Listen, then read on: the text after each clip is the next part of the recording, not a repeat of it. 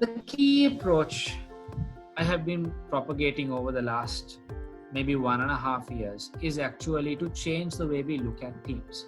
A lot of us are stuck with looking at teams and equaling our teams to departments.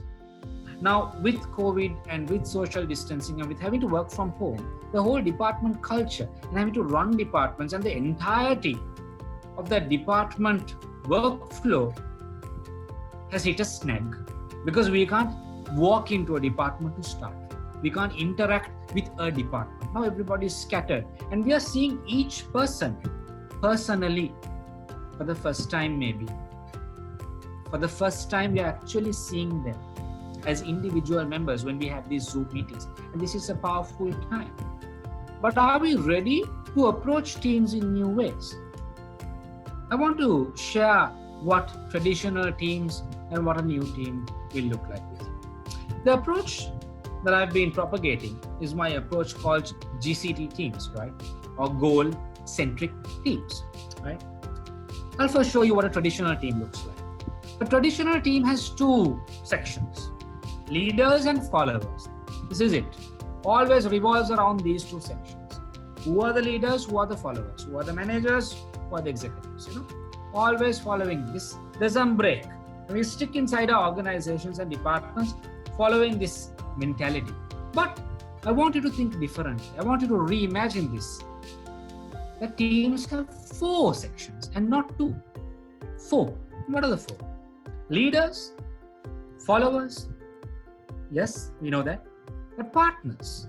Most of your companies have partners that you work with, your suppliers, people who have a vital play in your supply chain.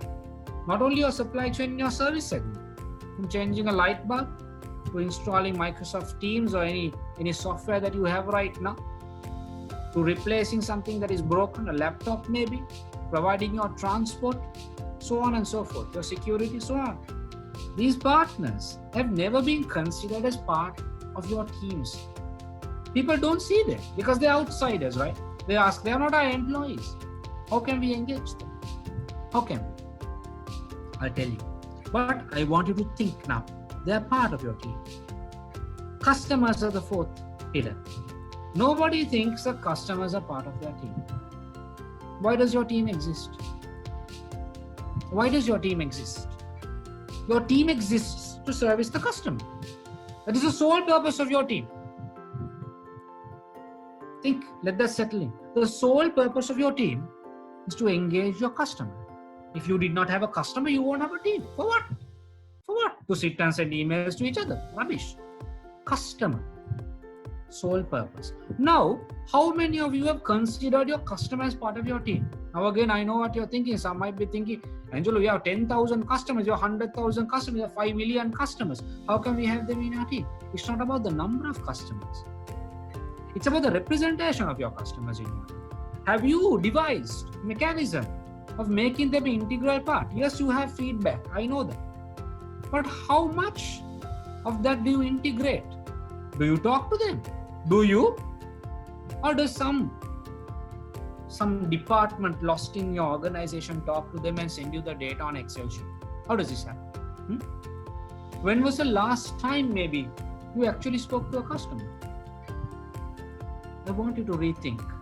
And nothing is going to give us extraordinary results if we keep doing more of the same thing. And what's more of the same thing?